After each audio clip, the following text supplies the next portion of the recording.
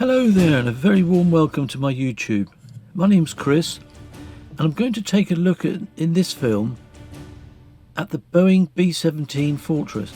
Now, in particular, we'll start off looking at the Memphis Belle, and then I'll move on to look at some of the other B-17s.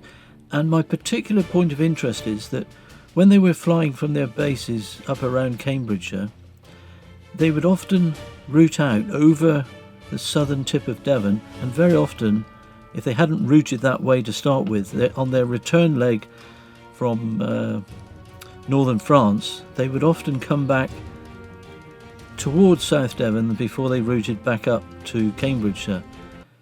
And so RAF Bolt Head was located on the tip of South Devon near Salcombe, and there were many B-17s that came back from missions and were in trouble and actually landed at RAF Bolt Head. But the first part of the film is about the Memphis Belle. Now, as you may well know, the Memphis Belle is a name that was given to the B-17 Flying Fortress during the Second World War, and it also inspired the making of two motion pictures, a 1944 documentary film, Memphis Belle, A Story of a Flying Fortress. The 1990 Hollywood feature film Memphis Belle, the aircraft was one of the first B-17 United States Army Air Corps heavy bombers to complete 25 combat missions with her crew intact. The aircraft and crew then returned to the United States to sell war bonds. The aircraft was subsequently parked outside for 40 odd years before restoration work began. The aircraft is presently based at the National Museum of the United States Air Force at Wright-Patterson in Dayton, Ohio. The aircraft, the B-17, was named after pilot Rob Morgan's sweetheart, Margaret Polk, who was a resident of Memphis, Tennessee. Morgan originally intended to call the B-17 Little One after his pet name for her, but after Morgan and his co-pilot Jim Verness saw the movie Lady for a Night, in which the leading character owns a riverboat named the Memphis Belle, he proposed that name to his crew. There was a time when Americans were proud of her and the thousands of other B-17 Flying Fortresses that in the early days of the war made the first daylight low-level bomb runs on Nazi-occupied Europe. She was immortalized, on film at least, by Hollywood director turned combat cameraman William Wyler, who shot much of this film himself. He flew 5 bombing missions on the Memphis Belle at a time when air crews had a higher casualty rate than frontline soldiers. Bombs away.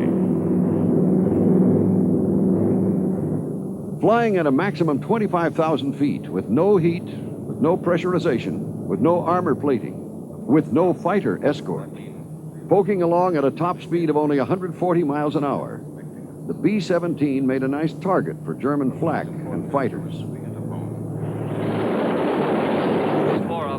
Morgan then contacted George Petty at the office of Esquire magazine and asked for a pin-up drawing to go with the name, which Petty supplied from the magazine's April 1941 edition. The 91st Group's artist, Corporal Tony Starker, reproduced the famous Pretty Girl nose on both sides of the forward fuselage, depicting her suit in blue on the aircraft's port side and in red on the starboard side. The nose art later included 25 bomb shapes, one for each mission credited, and 8 swastika designs, for one for each German aircraft shot down by the crew of the Memphis Belle. In his memoirs, Robert Morgan claimed that during his publicity tour, he flew the B-17 between Buncombe County Courthouse and the City Hall of Asheville, North Carolina, his hometown. Morgan wrote that after leaving the Asheville Regional Airport, he decided to buzz the town, telling his co-pilot, Captain Verness, "I think we'll just drive up over the city and give them a little goodbye salute." Morgan flew north and turned the bomber east down Patton Avenue, a main thoroughfare, towards downtown Asheville. When he observed the courthouse and the City Hall buildings, they are only about 50 feet apart, dead ahead, he lowered his left wing in a 60-degree bank and flew between the structures. He he wrote that the City Hall housed an AAC weather detachment whose commanding officer allegedly complained immediately to the Pentagon, but was advised by a duty officer that Major Morgan has been given permission to buzz by General Henry Hap Arnold.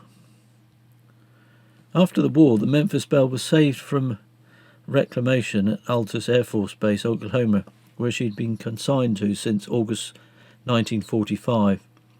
By the efforts of the mayor of Memphis, Walter Chandler, and the city, they bought the B-17 for $350. She was flown to Memphis in July 1946 and is stored until the summer of 1949, when she was placed on display at the National Guard Armory near the city's fairground. She sat outdoors until well into the 1980s, slowly deteriorating due to weather and vandalism. Souvenir hunters removed almost all of the interior components. Eventually, no instruments were left in the cockpit, and virtually every removable piece of the aircraft's interior had been scavenged, often severing the aircraft's wiring and control cables in the process. There were plans announced to return the aircraft to the National Museum of the United States Air Force at Wright-Patterson near Dayton, Ohio. After a final exhibition at an air show in Millington, Tennessee, from September to October, the Belle arrived safely at the museum in mid-October 2005 and was placed in one of the museum's restoration hangars. The museum has placed restoration of the Memphis Belle near the top of its priorities, and in the magazine A Friend's Journal of the museum's foundation, Major General Charles Metcalf, the director of the museum, stated that it might take 8 to 10 years to fully restore the aircraft. And this is the actual B-17 that landed at RAF Bolthead March 20th, 1944 on a return mission from Frankfurt on a bombing run.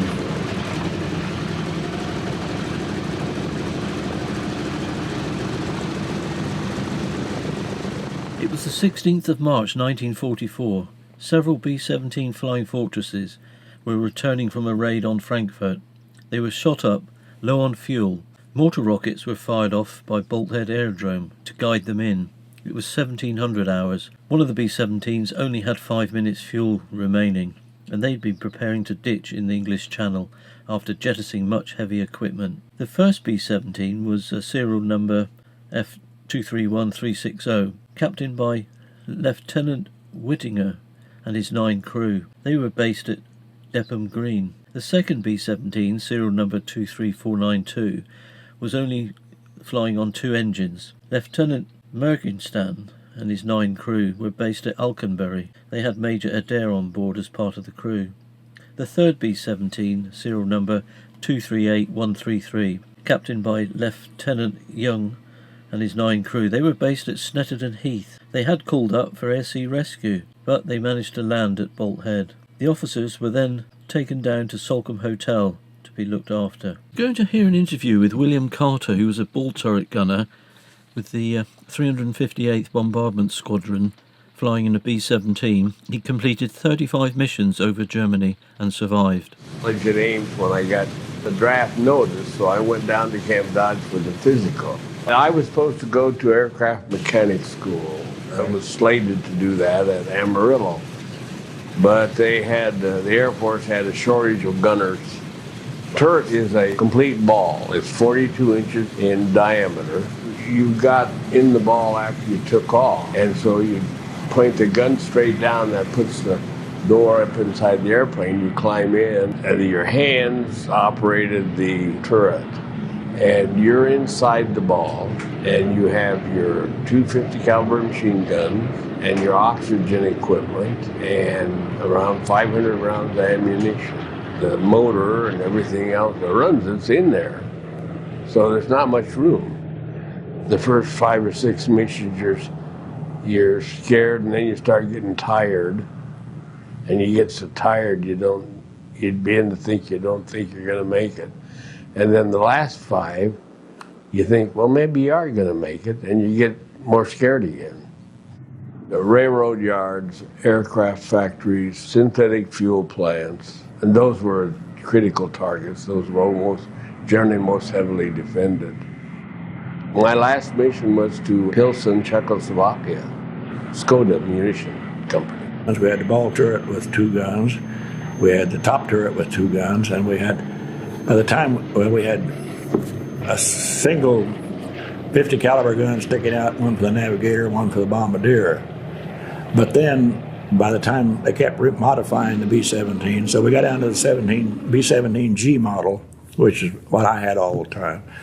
And they had added a chin turret with two more machine guns, and the bombardier could operate that, remote control. Mm-hmm. And that put a stop to, you see here so much about 12 o'clock high when they came in straight at you out of the sun. Yeah. Those 2 tents put a little stop to that. Yeah. Because now you had 4 guns pointing at that guy instead of 2. Yeah. Before we only had the guy on top.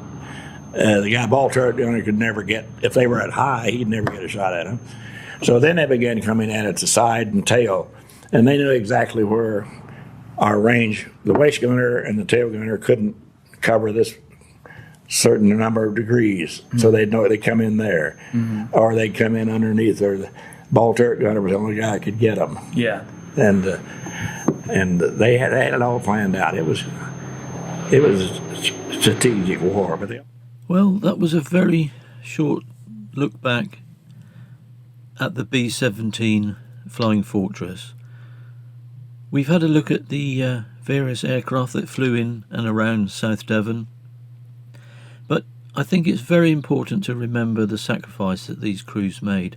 And during 1943, only about 25% of 8th Air Force bomber crewmen completed their 25 mission tours. The other 75% were killed, severely wounded or captured. Despite knowing the poor odds of finishing their tour, bomber crews courageously pressed their attacks mission after mission after mission, and for that we offer them our hearty thanks. If you've managed to watch my short film through this far,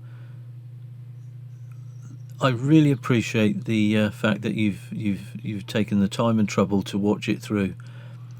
It would be really much appreciated if you did consider subscribing and check out some of my other films. There's lots of history about what went on around South Devon in World War II. I'll wish you all the very best now. Take care. Cheers.